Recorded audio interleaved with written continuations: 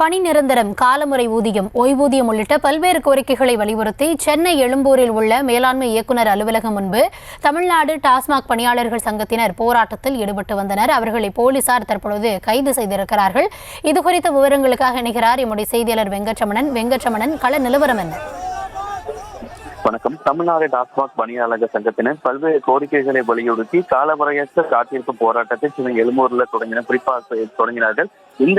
இந்த பேரணியை இந்திய கம்யூனிஸ்ட் கட்சியின் மாநில செயலாளர் முத்தரசன் தொடங்கி வைத்தார். குறிப்பாக பல்வேறு கோரிக்கைகளை நிறைவேற்ற வலியுறுத்தி அரசினை வலியுறுத்தும் விதமாக எழும்பூர் மேலாண் இயக்குநர் அலுவலகத்திலிருந்து பேரணியாக புறப்பட்டு தலைமைச் செயலர் முன்பாக கோரிக்கை நிறைவேற்றும் வரை காலவரையற்ற காத்திருப்பு போராட்டம் மேற்கொள்வதற்காக தமிழ்நாடு டாஸ்மாக் பணியாளர் சங்கத்தினர் அதற்கு முயன்ற போது அதற்கு அனுமதி மறுத்து காவல்துறை இந்த போராட்டத்தில் பங்கு பெற்ற அனைவரையும் தற்பொழுது கைது செய்திருக்கிறார்கள்.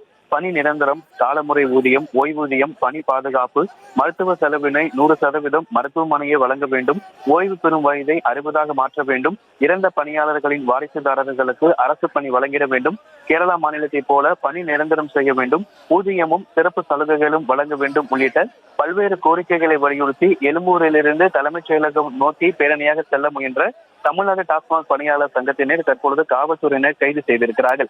இந்த பேரணியை இந்திய கம்யூனிஸ்ட் கட்சியின் மாநில செயலாளர் முத்தரசன் இந்த பேரணியை தொடங்கி வைத்த பிறகாக அவர்கள் இந்த பேரணியை தொடங்குவதற்கு முன்பாகவே காவல்துறையினர் இதற்கு அனுமதி மறுத்து தற்பொழுது கைது செய்யப்பட்டிருக்கிறார்கள்.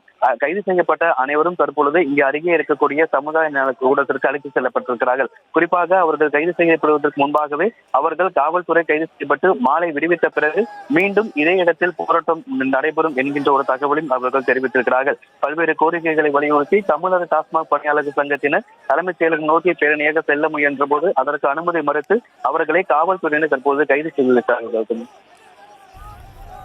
விவரங்களுக்கு நன்றி வெங்கட்ரமணன்.